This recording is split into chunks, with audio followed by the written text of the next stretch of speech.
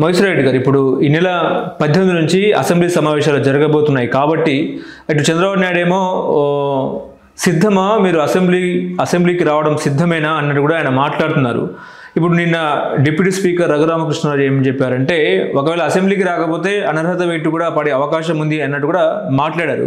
11 మంది వైసీపీ ఎమ్మెల్యేలు అసెంబ్లీకి జగన్తో సహా రాకపోతే ఉప ఎన్నికలు వచ్చే అవకాశం ఉంది అన్నట్టు కూడా ఒక చర్చ నడుస్తూ ఉన్న క్రమంలో ఒక సీనియర్ శాసనసభ్యునిగా మీరు చేశారు కాబట్టి ఏంటి సార్, ఇప్పుడు ఒక రోజు రాకపోయినా పదవి పోయే అవకాశం ఉందా? ఎమ్మెల్యే పదవి రాకపోతే కాదు, వీళ్ళు ఒకటి ఈ శాసనసభ ఫార్మ్ అయిన తర్వాత జరిగినది కొద్ది కాలమే శాసనసభ జరిగింది. ఈ శాసనసభలో ఏం రూల్ ఉంది అంటే రూల్స్ అండ్ ప్రొసీజర్లో ఆర్టికల్ 101 ప్రకారము 60 రోజులు ఆబ్సెంట్ అయితే వాళ్ళ మెంబర్షిప్ కోల్పోతారు. ఇది ఇచ్చినారు చూడండి, the rules and procedure book ఇది. ఈ బుక్ లో the constitution provides that if for a period of 60 days a member of either house of parliament is without permission of the house absent from all meetings thereof, his seat may be declared vacant by the house. ఇది article 101(4) కింద ఉంది. కాబట్టి 60 రోజులు కనుక హాజరు కాకపోతే వాళ్ళ సభ్యత్వం ఆటోమేటిక్గా రద్దు అయిపోతుంది. ఇప్పుడు ఎన్ని రోజులైనా నాకైతే ఐడియా లేదు. 60 రోజులు కావాలి, సెషన్స్ ఎన్ని కాదు.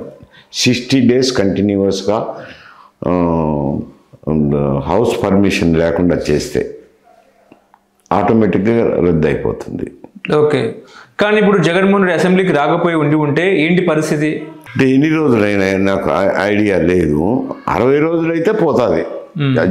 జగన్మోహన్ రెడ్డి అయినా పోతుంది, ఇంకొకరైనా పోతుంది, ఎవరైనా పోతుంది. 60 రోజులు కంటిన్యూస్గా ఆబ్సెంట్ అయ్యి, అది సభాపతి పర్మిషన్ లేకుండా ఆబ్సెంట్ అయితే, వాళ్ళు పర్మిషన్ తీసుకొని ఆబ్సెంట్ అయితే అది వేరే సమస్య. పర్మిషన్ లేకుండా ఆబ్సెంట్ 60 రోజులు అయితే మాత్రం 60 రోజులు అనేది కంటిన్యూస్గా రాదు కదా. సభ జరిగినంత కాలం 60 రోజులు కనుక రాకపోతే పోతుంది. ఇప్పుడు నార్మల్గా ఏంటంటే 10 రోజులు సభ నడుస్తా, హౌస్ ఆఫ్ ద పీరియడ్ ఏమో 10 days అనుకోండి. ఈ 10 daysలో ప్రతిపక్ష నాయకులు ఎమ్మెల్యేలు రాకపోతే అప్పుడు స్పీకర్ ఏం చేసే అవకాశం ఉంటుంది? వాళ్ళ మీద అనర్హత వేటు వేసే అవకాశం ఉంటుందా? ఎట్లా? ఈ 10 రోజులని కాదు, 60 రోజులు కావాలా. ఓకే, సభాపతి పర్మిషన్ లేకుండాను, సభ పర్మిషన్ లేకుండా 60 రోజులు కంటిన్యూస్గా ఆబ్సెంట్. కంటిన్యూస్ అంటే సెషన్స్, ఇప్పుడు ఒక సెషన్ జరుగుతుంది, మళ్ళీ 3 మాసాలకు ఒక సెషన్, 3 మాసాలకు ఒక సెషన్, 3 మాసాలకు ఒక సెషన్ జరుగుతాయి. అంటే ఈ 3 మాసాలలో 10 రోజులు 5 రోజులు జరుగుతుంటాయి కదా.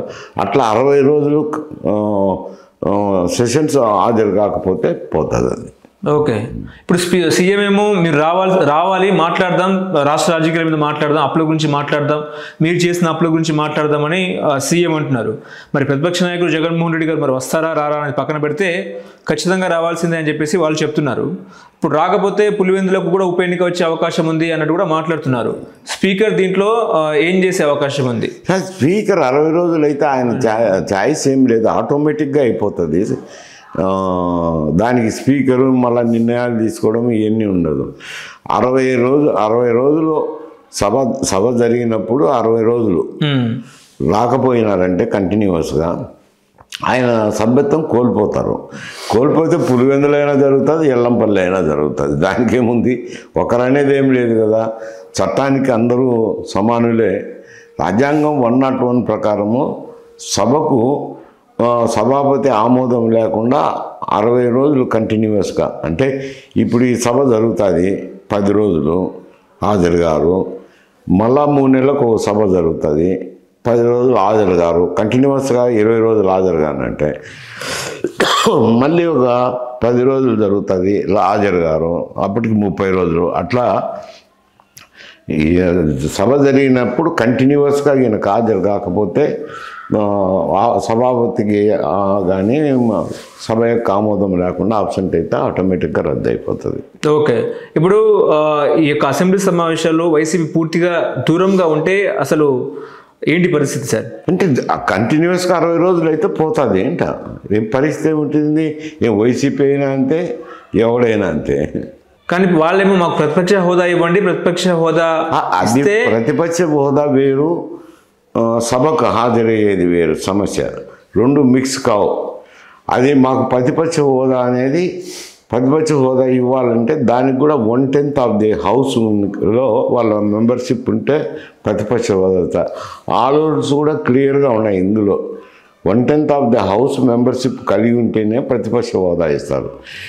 నువ్వు ప్రతిపక్ష హోదా ఇవ్వలేదు కాబట్టి నేను ఆబ్సెంట్ అవుతానంటే రాజ్యాంగం ఒప్పుకోదు.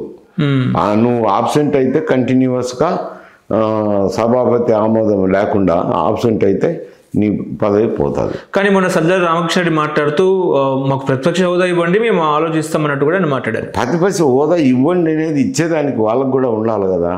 ప్రతిపక్ష హోదా ఇవ్వాలంటే 1/10 ఆఫ్ ది హౌస్ ఉండాలి కదా. ఆ హౌస్ లేదు కదా, లేనప్పుడు ఎట్టిస్తారు? ఎక్కడికి లాస్ట్ టైం కాంగ్రెస్ పార్టీకి కూడా వేయలేదు కదా పార్లమెంట్లో. 1/10 లేనిది ఇవ్వలేరు. ఊరిక మాకు ఇచ్చే వస్తామంటే అది ప్రిమ్జీ గ్రౌండ్ అవుతుంది కానీ రాజ్యాంగాన్ని తప్పని పట్టారు కదా. అంటే 23 సీట్లు ఉంటే ప్రతిపక్ష హోదా వచ్చే అవకాశం వస్తుంది.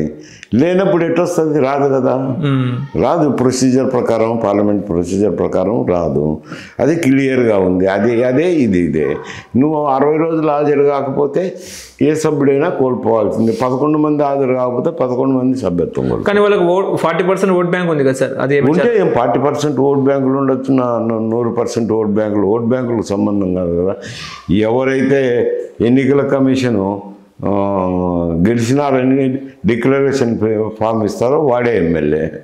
దానికి నాకు 40 సీట్లు ఓట్లు ఉన్నాయి, వాడు 41%తో గెలిచినారు, 1% కదా నాకు పక్కన సీట్ ఏమంటే ఎవరు ఒప్పుకోరు. రాజ్యాంగంలో అది లేదు.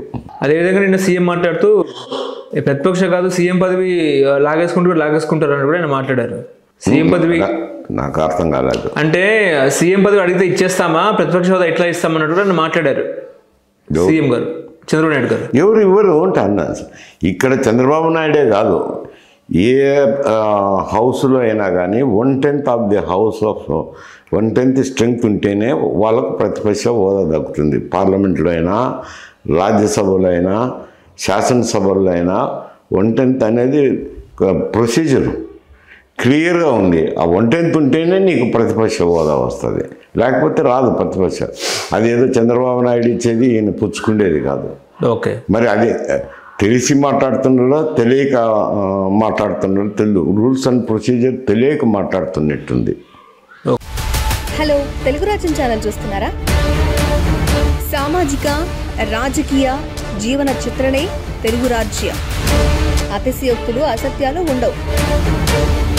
రాజకీయ కోణం కాదు, ప్రజా కోణమే కొలబద్ద. తెలుగు రాజ్యం వీక్షణ మీ ఉత్తమ అభిరుచికి నిదర్శనం.